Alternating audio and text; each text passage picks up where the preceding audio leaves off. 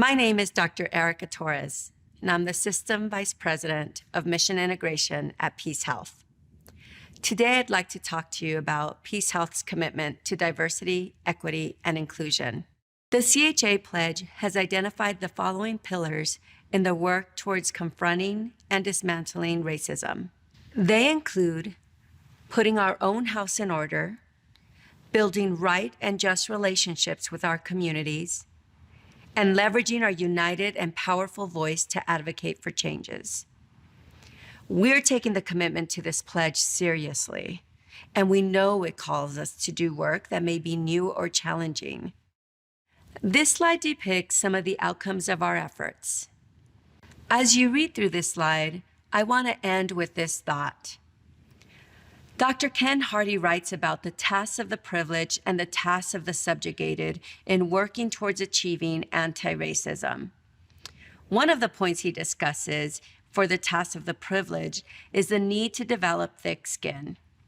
We know that leaning into this work will at times be painful, frustrating, and even with the best intentions, we may not always get it right. Developing thick skin will help us stay in this fight towards justice and health equity. My name is Angela Scheffelman, and I'm a Community Program Manager at Avera Health, an integrated health system based in Sioux Falls, South Dakota, serving the upper Midwest through 6 regional centers with 300 locations in 100 different communities. As a health ministry rooted in the gospel, Avera's mission is to make a positive impact in the lives and health of persons and communities by providing quality services, guided by Christian values. Avera has deep roots in faith and service. With a continued emphasis on fostering an inclusive environment for employees, patients, and communities, work in diversity, equity, and inclusion happens in many ways throughout the Avera footprint every day.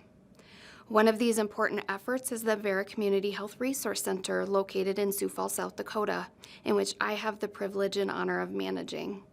The Resource Center is staffed by community health workers that focus on immigrant and refugee populations. And here are the community health workers that staff the Resource Center and a list of languages they speak.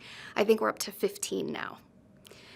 Community health workers don't necessarily have to have healthcare backgrounds, but they're really trusted individuals with lived experience in the communities in which they serve. Hi, I'm Bridget Marzette-Vender, Vice President of Diversity, Equity, Inclusion, and Belonging at Mercy.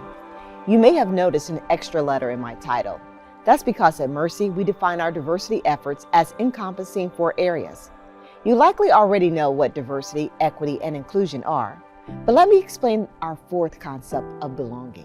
Belonging refers to our belief that when diversity, equity, and inclusion is in the organization's DNA, coworkers will feel that their full potential is being engaged. Their inherent worth and dignity are recognized, and the uniqueness of all coworkers is amplified. When coworkers feel like they fit in and their views and values are integrated within Mercy, their sense of belonging increases. We exist to ensure that Mercy attracts coworkers who represent the diversity of our communities, that access to opportunities and resources is just. The work environment invites everyone to contribute at the top of their God-given talent, and the culture is one that fosters a sense of belonging for our coworkers, our patients, and our communities.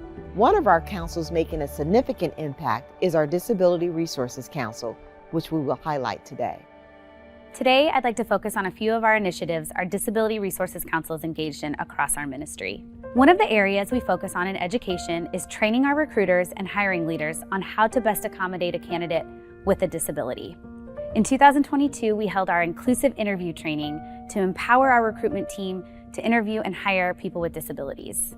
This event reinforced our community connections and resulted in several new hires across our service area. Another area of focus is educational workshops for all coworkers. We are grateful to have an autism specialist, Dr. John Bruno, as our pre-employment program supervisor. He regularly holds virtual and in-person workshops to help healthcare workers better understand neurodiversity, how people on the spectrum think, and how to understand and work with their perspective.